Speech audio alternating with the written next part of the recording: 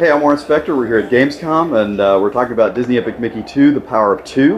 We're showing off a new level today that we haven't shown before. It's called the Disney Gulch, and it's inspired by Frontierland, one of the first, oldest areas of Disneyland, and one that's actually been the most changed over the years. So let's take a look at what's going on here.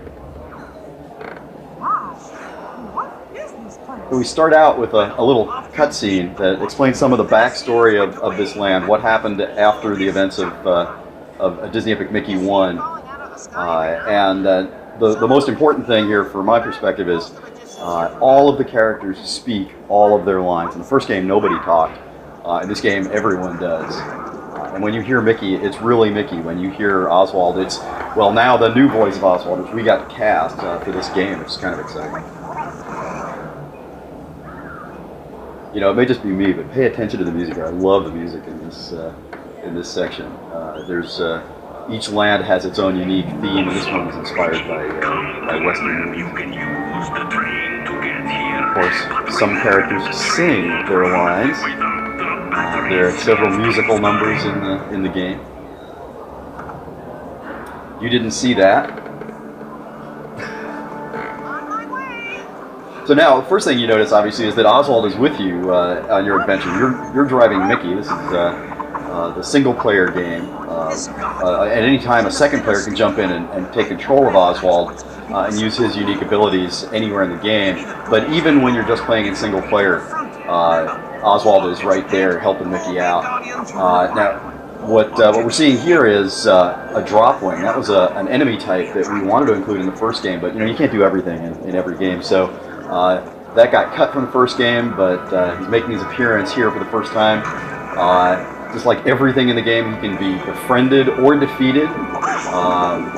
Looks like he's pretty nasty right now, but we're trying to make him a friend.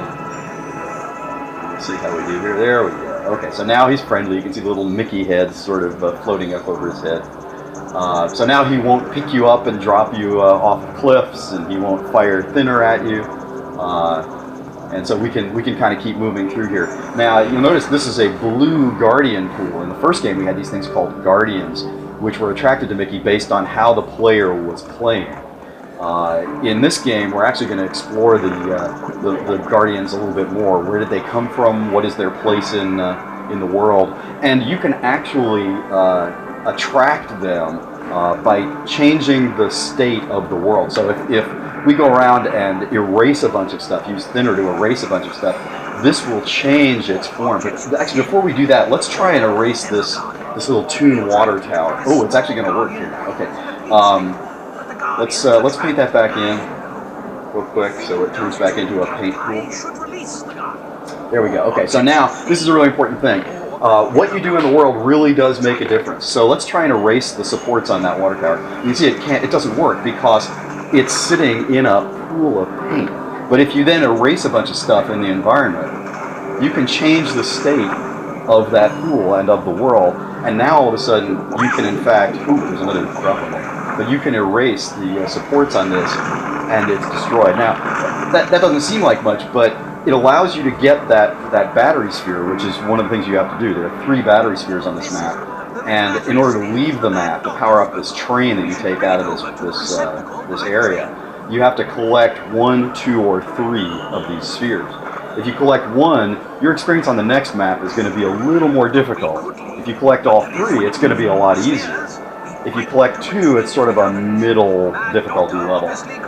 But that's up to you. It's your choice. Now, I never get that battery sphere in the water tower because you have to erase the water tower and destroy it to get it.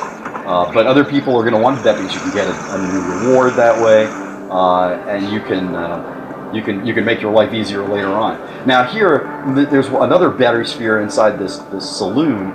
Now you can get this by basically erasing the saloon and destroying it. But again, that's a very destructive thing, and a lot of characters in the game are not going to be happy with you if you do that. Or you can paint in the entire thing, restore it so the doors will open. We've already shown some of the erasing stuff, but once we paint the whole thing in, the doors open, and you can get the second battery sphere. Now, if he had erased that entire building and it had collapsed, you would have seen a reward that a painting player wouldn't even know about, couldn't get.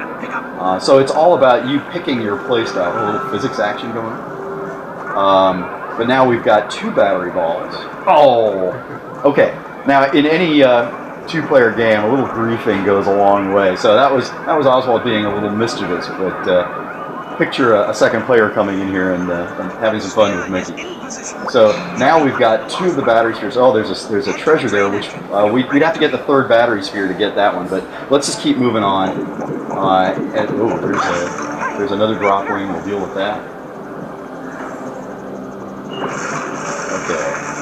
Oh, we're racing him now. See, I would never do that. I just don't do that. But Gus is up there telling you, okay, it's okay to leave now. We've got a little bit better player direction than we had in the first game, and much more sophisticated and effective camera controls too. But we've got 2 of the balls. Let's get out of here and see another part of it. Are you ready to leave? We are, in fact, ready to leave. So now we're going to another part of the Disney Gulch, which is basically the Mad Doctor's lab area. And one of the first things we're going to see here is, a vista with a bridge with lots of moving parts. And if you played through the whole game, you'd know that the more of those balls, those battery spheres you collected, the more of the parts of the moving bridge would be activated.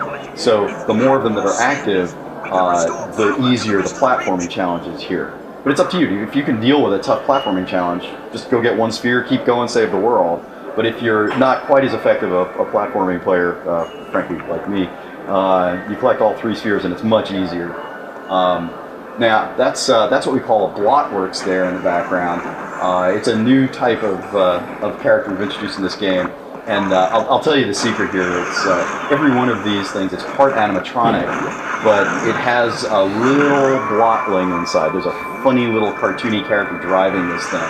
And you have to figure out how to deal with both the animatronic part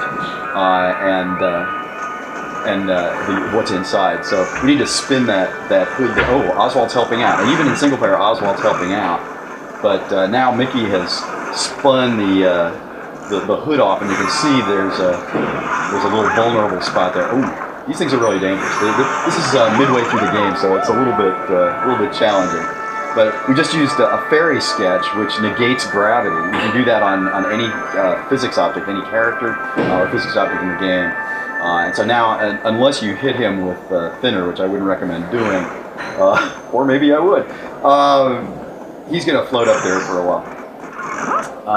But we can actually destroy him. Oswald shocks him with his electrical ability, which makes him a little bit easier to deal with. Oh, we revealed the blotting inside, and then we almost ended him. TV sketch from the first game. Let's hope it attracts this guy.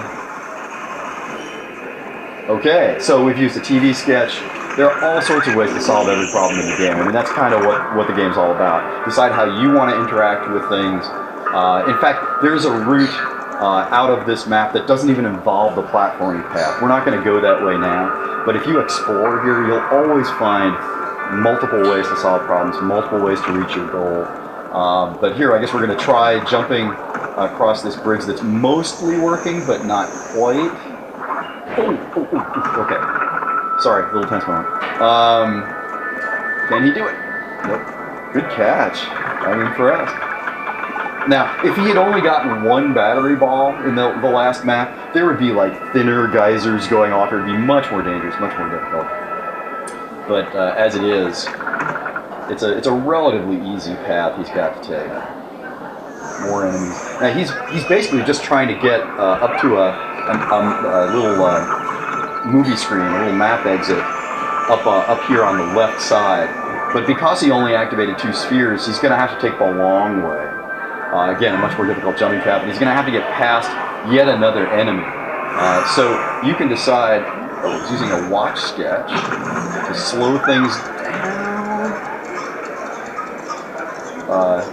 Sorry, I'm really not trying to be dramatic. It's just, watching someone else play is just very, very strange. Oh my gosh. Well, even if you miss, there are hidden secrets everywhere. This is a quick look at Disney Epic Mickey 2, The Power of Two. It's coming on Wii, PS3, 360, PC, Mac, and we've even got a 3DS game that's a little bit different coming out this November.